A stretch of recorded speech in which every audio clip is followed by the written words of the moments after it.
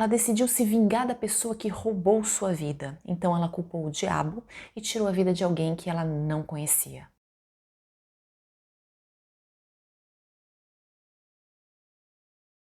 Oi gente, bem-vindos de volta ao canal e à Itália. Se é novo por aqui, já se inscreve, deixa like, comentário. Se já se inscreveu, dá uma confirmada, porque o YouTube às vezes dá uma de louco. Se não quiser fazer nada disso, tudo bem, sem ressentimentos. Vamos todos para a história de hoje, que, como eu disse, se passa na Itália e é um dos casos mais conhecidos da história atual do país. Estamos em Via della Scala, uma rua histórica muito próxima ao centro de Firenze, a capital da Toscana, e é o dia 8 de novembro de 2003, quando um homem está sozinho no seu apartamento e pensa ouvir gritos que vêm do apartamento acima do seu. E ele não espera muito, imediatamente liga para a polícia porque os vizinhos de cima têm um infeliz hábito de brigar muito frequentemente e bem alto. E não demora muito realmente para que duas patrulhas da polícia cheguem ali. Os policiais interfonam, o homem meio sem saber o que está acontecendo, parecendo meio perdido, abre para os policiais que, quando chegam na casa dele, encontram uma pessoa que tinha aparentemente acabado de acordar e que não sabe nem o que está acontecendo. Ele diz que ele não tinha nenhum problema, os policiais chegam a entrar ali na sala da casa dele, dão uma olhada e parece tudo tranquilo. Então os policiais vão embora. Mas alguma coisa estava acontecendo ali sim, porque o vizinho de baixo não foi o único que ouviu alguma coisa. Uma outra moradora ali do prédio teve a impressão de ouvir a palavra ajuda sendo gritada por alguém que parecia realmente estar em dificuldade.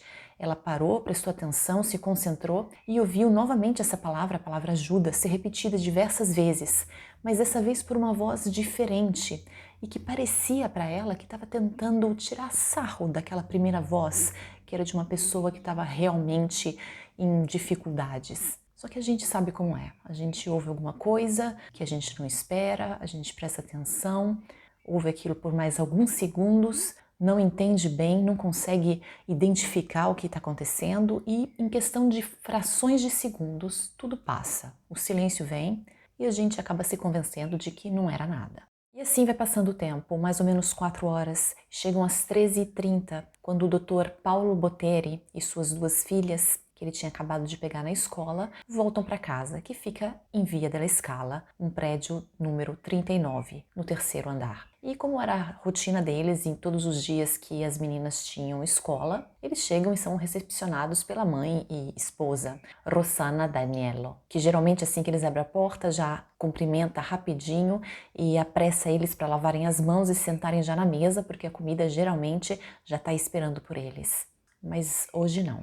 Felizmente o Dr. Paulo foi o primeiro a entrar na casa e conseguiu reagir a tempo. Ele praticamente empurrou as filhas atrás dele para fora do apartamento novamente e fechou a porta. E aí ele se virou para tentar entender a chocante situação que tinha ali na frente dele. A cena era a sua esposa virada de barriga para baixo, deitada no chão da sala, imersa em uma poça do seu sangue. Ele conseguiu fazer uma ligação para emergência, mas foi tudo que ele conseguiu fazer antes de cair desmaiado. E quando ele volta a si, os paramédicos já tinham chegado, mas infelizmente apenas para constatar o que era já claro, o que era claro para ele também, que Rossana tinha perdido a sua vida. E a maneira como isso tinha acontecido também tinha ficado bastante clara e óbvia. Assim que eles giraram o corpo, a cabeça dela se moveu de uma maneira não natural, isso porque o único golpe que ela tinha quase separado o pescoço da cabeça. Um verdadeiro massacre, como descreveu o promotor público depois de visitar a cena do crime, que era ali na entrada da casa.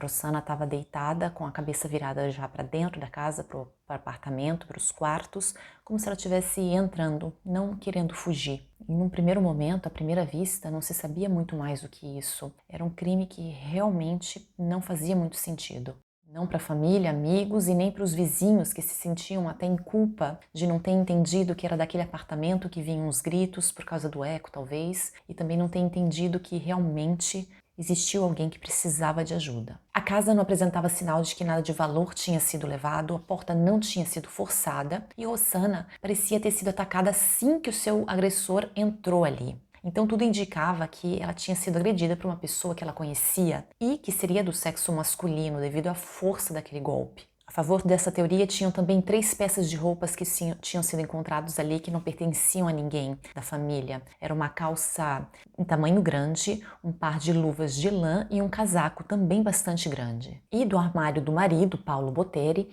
faltava um casaco longo, bastante pesado de inverno, que com certeza teria ajudado o agressor a esconder as manchas de sangue pelo corpo, que ele com certeza teria, apesar de ter se lavado um pouco antes no banheiro. E isso não apenas para tirar o sangue de Rossana, que estaria por toda parte, mas também para curar uma ferida que ele provavelmente tinha feito. Provavelmente não, com certeza, porque tinha um sangue ali desconhecido, que não pertencia a nenhum dos Botteri. Tinha também um pouco de papel higiênico sujo com esse sangue. Provavelmente a pessoa pensou que conseguia estacar com aquilo, não conseguiu e usou 2 ou 3 toalhas de banho para fazer isso. Tinha bastante sangue com esse DNA desconhecido, o que levou também a polícia a entender que aquela pessoa provavelmente ficou escondida ali, ficou esperando ali que talvez aqueles 2 carros de polícia se afastassem. Parecia cada vez mais, ficava provado cada vez mais que era uma pessoa que conhecia a rotina da família, porque apesar de ser sábado, as meninas tinham aula e isso acontecia só uma vez por mês. A pessoa, depois de ter feito aquilo que fez, foi se limpar e ficou ainda esperando ali um tempo, sabendo que podia esperar sem ser surpreendida pelo marido, pelas filhas que chegassem. Era com certeza alguém que conhecia a rotina deles. Então os investigadores não esperam nem passar o choque de Paulo Botteri, eles precisam de uma lista, eles precisam que ele faça um esforço e tente se lembrar de qualquer pessoa que possa não gostar da sua mulher, que possa ter brigado com ela, possa ter qualquer coisa contra a Rossana, mesmo que pequena, porque é uma coisa que talvez pra gente parece pequeno, com o tempo se transforma em ódio para outros. Mas o doutor pensa muito e não consegue lembrar de nada. Apenas uma coisa um pouco estranha. Uns 2 meses antes, talvez um pouquinho mais do que isso, a sua esposa começou a receber ligações anônimas. Algumas no telefone fixo da casa, em horários que sempre ela estava sozinha, e outras no próprio celular dela. Nessas chamadas ninguém dizia nada, se ouvia apenas uma respiração pesada, e aconteceu isso diversas vezes. A última vez sendo mais ou menos, segundo ele, 2 semanas antes. Podia não ser nada, mas era a única pista e a polícia descobre que valia a pena seguir sim, porque todas essas ligações vieram de uma mesma cabine telefônica e foram feitas com o mesmo cartão telefônico. Agora sim, tinha já alguma coisa com que trabalhar e a polícia precisava só agora de um pouco de tempo, então eles decidiram divulgar algumas informações falsas nos jornais para fazer com que o culpado se sentisse seguro e não decidisse escapar de uma hora para outra. Então eles divulgaram informações como tinha sido descoberto que a motivação do crime era problemas econômicos da família, que ninguém sabia, e disseram também que tinham sido individuados 2 DNAs estranhos na casa, então eles estavam procurando 2 culpados. E funciona. Sentado em sua casa, ouvindo um disco de canto gregoriano, a pessoa culpada solta um suspiro de alívio com o jornal nas mãos, dando tempo assim para que os resultados do DNA também ficassem prontos, revelando uma verdadeira bomba. O tal DNA pertencia a uma mulher. E ao mesmo tempo, surgiu uma outra informação também muito interessante. O tal cartão telefônico, além de ligar para o celular de Rossana e para a casa dela, fez uma outra ligação, uma única ligação, para uma linha fixa. O número pertencia ao apartamento que ficava na Via Volta, também em Firenze, de um tal Giovanni Cecchin, que tinha sido um engenheiro ferroviário, mas tinha falecido 8 anos antes. Então agora naquele apartamento morava apenas a sua esposa, uma ex-professora de matemática, que estava agora com 83 anos e recebia realmente pouquíssimas ligações, principalmente quase a totalidade delas dos seus filhos. Ela tinha 4. Um poderia ser excluído porque era um homem. Depois tinha uma médica, uma professora e uma funcionária de um escritório do governo, escritório de higiene do governo de Firenze. Essa última morava bem perto da tal cabine telefônica, então pareceu justo para a polícia iniciar por ali. Então no dia 14 de novembro, 6 dias depois da agressão, era o segundo dia que o dia amanhecia já com policiais à paisana ao redor da tal cabine telefônica, esperando disfarçados. E nesse dia eles deram sorte, eles não tiveram nem que aguardar muito. Chegou uma mulher pronta para fazer uma ligação telefônica. Se tratava de Daniela Cekin, de 47 anos. Ela era uma das 3 filhas e assim que abriu a porta da cabine para sair, se deparou já com 4 policiais, que confirmaram a identidade dela e, além dos documentos, encontraram também na bolsa dela uma faca de 30 centímetros. Restava então pedir que ela os acompanhasse até a delegacia, foi o que eles fizeram, e foi então que aquela tranquila, calma, pacata mulher que mal tinha dito seu nome completo, falou em alto e bom som. Foi o diabo. Agora o pesadelo terminou. Ou seja, tudo apontava para ela. E depois dessa declaração, parecia até que ela poderia ter alguns problemas que tivessem servido como motivação. O que os investigadores queriam saber agora é como Daniela Cekin tinha chegado na vida de Rossana. E Paulo Botteri, o marido, não tinha ideia. Para ele, Daniela era uma completa desconhecida. Daniela Cekin nasceu na cidade de Montebello Vicentino e era a caçula dos 4 irmãos. Ela era muito tímida, introvertida, fechada mesmo. Daquelas pessoas que parecia passar sempre despercebida. Vivia na sombra das suas 2 irmãs e não tinha os seus próprios amigos. E logo cedo começou a se refugiar então na religião. Ainda mais intensamente quando sua família deixou sua cidade natal e se mudou para Firenze. E ela começou o 2º grau no Liceo Classico Statale Michelangelo, onde ela começou a sofrer bullying, segundo ela, por sua timidez e sua religiosidade. Apesar disso, ela se formou com notas razoáveis e foi avaliada pelos professores como uma aluna tranquila, de comportamento prudente, com maior facilidade para as matérias técnico-científicas, um pouco introvertida, silenciosa e muito atenta à religião. Mas essa descrição parece ter sido um grande eufemismo. As irmãs de Daniela já tinham se formado, seguido com suas vidas. Ela, mesmo que não tivesse amigos, era uma interação social ir para a escola. Então, assim que ela se formou, ela se viu completamente sozinha. Entrou em uma grande depressão, não saía mais do seu quarto e passava todo o tempo ali no escuro rezando. Com o tempo, a única vez que ela falava com alguém era consigo mesma, em voz alta. Começou a desenvolver alguns distúrbios alimentares e uma grande mania de perseguição. Com a ajuda de terapia e de medicamentos também, aos poucos ela conseguiu sair do quarto, sair da casa, mas para ter uma vida relativamente normal, conseguir trabalhar e tudo, demorou 9 anos. Apenas em 1987, quando Daniela conseguiu um trabalho como operadora telefônica numa empresa de socorro para pessoas anciãs. Só que ela tinha passado já toda uma vida falando tão pouco, se comunicando tão pouco, que ela não tinha uma grande capacidade de comunicação. Ela não era loquaz o suficiente e assim ela acabou sendo transferida para os arquivos, trabalhando sozinha. Mudança a qual Daniela deu a culpa completa aos seus colegas de trabalho, demonstrando já como iria funcionar a sua vida, como tinha sido até ali e como ela levaria as coisas para sempre. Ou seja, assim que ela consegue estabelecer de quem é a culpa para alguma coisa que acontece na vida dela, ela decide então se vingar. E a maneira que ela decidiu dessa vez era através de telefonemas para infernizar a vida deles. E ela começou a fazer telefonemas anônimos sistemáticos para cada um deles. O que, segundo ela, era a única coisa que a fazia se sentir bem. Cada vez que ela desligava uma dessas ligações, ela sentia um alívio, que era quase que uma droga para ela. Ou seja, como eu disse, era a síntese de como funcionava a cabeça dela. Tudo que dava errado, tudo que ela fazia de errado também, tinha que ser a culpa de alguém, de uma outra pessoa, não dela. Essa pessoa tinha sempre feito de propósito e a única maneira de sentir algum alívio era se vingar de alguma maneira. Um modo de viver, de pensar muito perigoso e que foi escalando. Em 93, quando ela estava com 37 anos já, ela acabou comprando uma arma e começou a treinar tiro em um polígono. E é quando temos um outro grande exemplo, bom exemplo de como funcionam as coisas para ela. Nesse mesmo período, mais ou menos, ela decidiu colocar próteses de silicone nos seios. Uma coisa totalmente fora de caráter para ela, mas não foi exatamente esse o problema. O problema foi que ela fez a cirurgia, tudo foi às mil maravilhas, mas alguns meses depois, numa manhã de domingo, o médico que tinha feito esse procedimento acorda com batidas na porta da sua casa, batidas violentas, insistentes. Ele vai então cautelosamente olhar no olho mágico e reconhece uma das suas pacientes de meses atrás. Era uma mulher já um pouco estranha e aquela situação ali não estava fazendo sentido, então ele resolveu não abrir a porta, fingir que não estava em casa. Ele imaginou que depois de alguns minutos ela iria desistir e sair, Mas o que ela fez foi completamente ao contrário. Ela ficou ali no total por mais de 1 hora. Ela caminhava de um lado para o outro, ela fazia que ia sair, mas ela voltava, ela começou a falar sozinha, a discutir consigo mesma, agitadíssima. De repente ela se sentou na escadinha de entrada da varanda. Ela se sentou ali, parecia que finalmente tinha desistido, talvez se acalmado, mas não. Ela tinha se acalmado sim, mas porque ela tinha decidido usar o seu método para se acalmar, que é se vingar de quem tinha feito algo contra ela.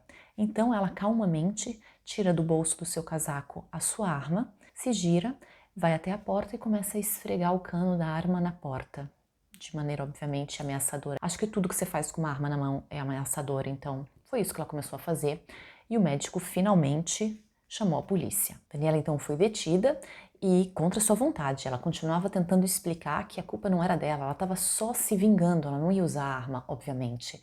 Era só uma vingança porque o médico merecia ser assustado, porque ele tinha rejeitado ela. Estranhamente, porque na verdade ela estava ali porque ele tinha se apaixonado por ela. E estranhamente, depois de uma explicação dessa, claramente de uma pessoa com algum problema, ela simplesmente teve essa queixa registrada, mas nenhuma outra consequência. Parecia tão absurdo isso que uma das suas irmãs decidiu interferir e foi até a polícia para pedir que eles tirassem a licença de porte de armas de sua irmã. O que a polícia fez, obviamente, não tinha como escapar de fazer alguma coisa ali, e como consequência, Daniela começou a se sentir perseguida e decidiu que a culpa disso, de ter perdido sua licença, era de alguma maneira dos seus colegas de trabalho. Então ela começou sistematicamente a alterar os horários que eles carimbavam a entrada e saída do trabalho, com a diferença de que dessa vez ela foi descoberta e foi demitida. Daniela consegue então um emprego na prefeitura do município de Arzignano e não demora muito para que documentos sempre importantes comecem a desaparecer da mesa do prefeito, que então instala uma câmera de segurança e fica óbvio para ele no mesmo dia que a culpada era a Daniela. Então ele chama ela e, primeiro de tudo, ele pede esses documentos porque ele precisava daquilo. É o que ela responde simplesmente com eu não posso, eles já estão queimados.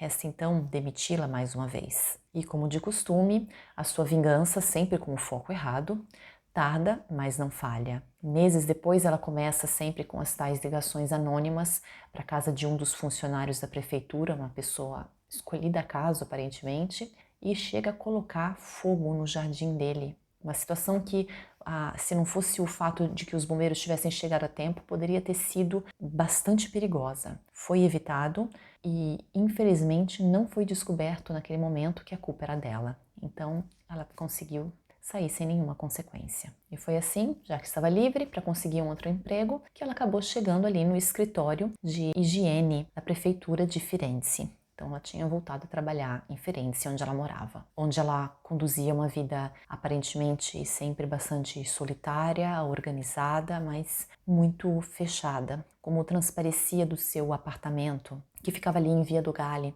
onde os policiais encontraram tudo muito extremamente organizado, diversas imagens religiosas e uma coleção infinita de videocassetes, onde ela gravava a missa todos os domingos. Um outro detalhe interessante também eram os contrastes que eles encontravam ali, porque numa prateleira, além de todos esses videocassetes de missa, tinha uma outra diferente, que era do filme Psicose. Esses contrastes também foram encontrados na música que ela escutava. Ela tinha uma coleção grande de LPs de música sacra, de música clássica e alguns de heavy metal. E no meio de diversos livros religiosos, alguns de romances criminais. Um desses, aliás, chamado A Vendetta, A Vingança, estava sobre a mesa, com um pequeno bloco de anotações onde ela tinha escrito só uma frase: Guanti, la miglior vendetta est coltello, orari libe. O que significa, numa tradução muito aproximativa, já que est provavelmente não é a palavra em italiano, mas é a palavra em latim, e a palavra libe não é latim nem italiano, então poderia ficar mais ou menos assim: luvas, a melhor vingança é faca, horários, liber. E só para terminar a coleção de contrastes, no seu quarto tem mais de uma cópia do Novo e Velho Testamento, empilhados junto com revistas em quadrinhos do Mickey. Tudo muito interessante, com certeza, mas não tanto quanto a máquina de lavar roupas de Daniela, que dentro tinha apenas uma grande faca, já lavada. E fora isso, parecia um apartamento onde ninguém nunca entrava. Sua vida parecia ir para o trabalho e para a missa todos os dias, sem desviar dessa rotina, a não ser quando ela devia se vingar de alguém. A pergunta agora era: teria sido isso que teria levado ela a fazer o que ela fez contra a Rossana Daniel? Bom, a resposta disso talvez nunca ninguém tivesse encontrado se a própria Daniela não tivesse decidido contar a história. Ela tinha, na verdade, conhecido Paulo Botteri, o marido de Rossana, durante o primeiro e único mês que ela passou numa universidade antes de desistir. Ela tinha então começado a sua grande jornada de transferência em cidades vizinhas, onde ela conseguia emprego, perdia emprego, conseguia emprego, como nós vimos.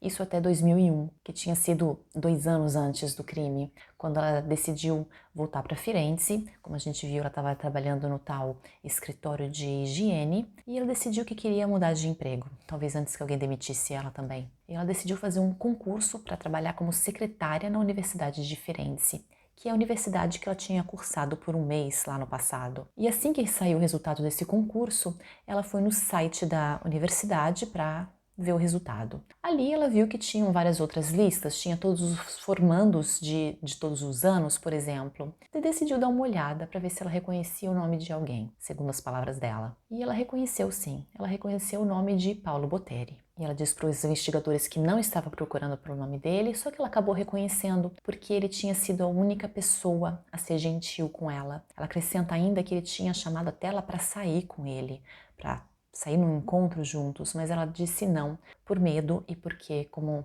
ela disse nas suas próprias palavras, ela não sabia viver, que a levou a recusar o tal convite por causa do seu medo, das suas desconfianças, da sua mania de perseguição, e nada aconteceu, ela não o viu mais por outros 25 anos, até que ela estava ali em Firenze novamente, morando e trabalhando ali, passava mais tempo na cidade, acabou encontrando com ele. O viu de longe, o reconheceu imediatamente e também imediatamente começou a segui-lo. Descobriu que ele tinha se formado sim em medicina, que ele era dono de uma farmácia muito conhecida na cidade, tinha uma bela esposa e 2 filhas. A vida que Daniela podia ter tido, mas ela não teve. A vida dela era na verdade o oposto disso. E a culpa disso tinha que ser de alguém, porque não era dela. E isso era óbvio. E de repente tudo ficou claro. Daniela tinha sofrido toda a sua vida porque alguém tinha vivido a vida dela. Rossana tinha roubado a vida dela. Ela viveu no seu lugar. Eu cortei sua garganta porque estava com inveja. Foi com essas palavras que Daniela Shekin começou o seu depoimento na polícia. Começou a explicar o que tinha acontecido. Depois de entender que a culpa era de Rossana, depois de seguir a família por quase 2 meses, ela acordou um dia, preparou um pacote, falsificou um carimbo da Associação Italiana de Donos de Farmácia e foi até o apartamento da família. Como Rossana viu que era uma mulher que devia fazer uma entrega para ela, ela abriu a porta sem preocupações, tranquilamente. Mas assim que a viu, Daniela disse que algo aconteceu dentro dela. Algo mudou. Fui eu. Eu fiz por inveja. Ela era bonita, ela era feliz. Ela e o marido, felizes, felizes até demais. Uma mulher para se admirar, sabe? Por isso eu tive que tirar a sua vida. Eu estava seguindo ela, ligando para ela obsessivamente. Quando ela abriu a porta, eu fui tomada por uma fúria e eu não queria tirar a vida dela, eu não queria tirar a vida dela. Eu decidi que se a polícia aparecesse na minha casa, eu cortaria os meus pulsos. Tanto a minha vida já está arruinada. Mas ela era tudo que eu poderia ter sido. Ela roubou toda a minha felicidade. Uma grande, impactante, forte declaração de uma mulher de quem Paulo Botteri não se lembra. Ele não se lembra dela minimamente, nem depois de tentar muito, de ouvir essas declarações, de ver fotos antigas. E finalmente, nem depois de vê-la pessoalmente no tribunal. Ali ela também dá uma declaração. Eu sou muito religiosa, sei que fiz uma coisa má, mas tenho muito mais fé na justiça de Deus que naquela dos homens. Minha vida foi ruim. No último ano do 2º grau, tiravam um sarro de mim porque eu era religiosa. E desde então eu nunca mais estive bem. Eu nunca mais fui a mesma. Eu nunca mais estive bem. Naquele momento, a minha vida mudou. E obviamente, levando em consideração, seja essa que todas as outras declarações de Daniela, desde que ela foi abordada pela polícia, desde o início, era óbvio que o processo ia começar tentando estabelecer se ela era realmente responsável pelos seus atos. Então, uma primeira perícia foi realizada a pedido da defesa e foi quando ela foi considerada parcialmente doente. Foi então a vez da avaliação do psiquiatra forense, Ugo Fornari, que declarou que não encontrou nenhuma incorreção mental, que ainda acrescentou que Daniela tinha controlado tudo antes, durante e depois. Ela tinha planejado, tinha levado a faca, por exemplo, ela tinha executado tudo, tentado se limpar, esperado para sair ali antes que os parentes chegassem em casa, e depois ela tinha saído dali e ela tinha ido se trocar rapidamente na sua casa e ido almoçar com a sua família, conseguido agir normalmente, ninguém tinha percebido nada. A acusação então entende que ela é sã, apesar de ter as suas perturbações, mas pedem uma pena de 30 anos de prisão. Já a defesa rebate que ela foi tomada por um ímpeto sem controle, que ela nunca teve, não tinha intenção de tirar a vida de Rossana. Os advogados de Daniela explicam que se ela tivesse realmente lúcida, ela não ia ter deixado assim tantas pistas, ela não ia ter deixado tanto do seu DNA ali. Então, depois de muito debater, os juízes chegaram à seguinte conclusão: ela tinha sim alguns problemas, ela não era completamente sã, mas eles também achavam que uma pena de 20 anos seria o justo. Ela deveria então passar 14 anos numa prisão normal e os restantes 6 numa instituição psiquiátrica de detenção. Uma sentença, obviamente, muito criticada, mas foi assim que as coisas procederam, com a data para que ela saísse da prisão e fosse para a instituição, marcada para 2017. Então, no dia 1º de agosto daquele ano, ela é solta para começar o seu tratamento na instituição psiquiátrica. Durante o seu tempo na prisão, já no final dos 14 anos, Daniela chega a escrever uma carta para o juiz, tentando explicar que ela não acreditava que fazer mais do que esses 14 anos fosse necessário, aquele tempo, aqueles 6 anos na instituição psiquiátrica, segundo ela, não eram mais necessários. Ela dizia que já não era um perigo para a sociedade. Só que a verdade é que durante todo aquele tempo de prisão, ela não conseguiu nem as habituais licenças para sair durante algum evento de família ou Natal. Ela nunca conseguiu autorização, por ser considerada assim um perigo para a sociedade. Então, assim que ela chegou no tal instituto, Lequert, era o nome do instituto psiquiátrico, ela foi avaliada novamente, uma profunda avaliação psiquiátrica. E ali foi constatado que ela sofria ainda daqueles mesmos transtornos que levavam ela a interpretar a realidade como sendo perseguida. Ela sempre se sentia perseguida, ela se sentia perseguida como sempre se sentiu, digamos assim. Só que dessa vez ela foi considerada, por algum motivo, como menos perigosa. Não mais perigosa, mas menos perigosa. E mesmo com um diagnóstico assim estranho, um parecer estranho do psiquiátrica, digamos assim, o juiz aceitou essa avaliação e, em vez de ir para uma instituição, de continuar ali na instituição detentiva, ela poderia descontar o resto da sua pena em uma instituição aberta. Ela tinha que participar de algumas terapias e dormir ali, mas ela estava praticamente livre. E, em vez de fazer isso por 6 anos, bastariam 6 meses. A família de Rossana então ficou apavorada com a possibilidade de estar andando um dia pelas ruas de Firenze e ter que ver aquela mulher, mesmo de longe, que arruinou a vida deles porque eles eram felizes. E apavoradas também ficaram as pessoas que, durante aqueles 6 dias, entre ela ter atacado Rossana e ela ter sido abordada pela polícia, pessoas para quem ela estava ligando, constantemente fazendo aquelas suas ligações anônimas, que agora eles sabiam ter sido obra de Daniela, agora eles sabiam que eles provavelmente eram as suas próximas vítimas. De qualquer maneira, Daniela Tchequin hoje é uma mulher livre. E eu pergunto, é justiça? É justo? Obrigada.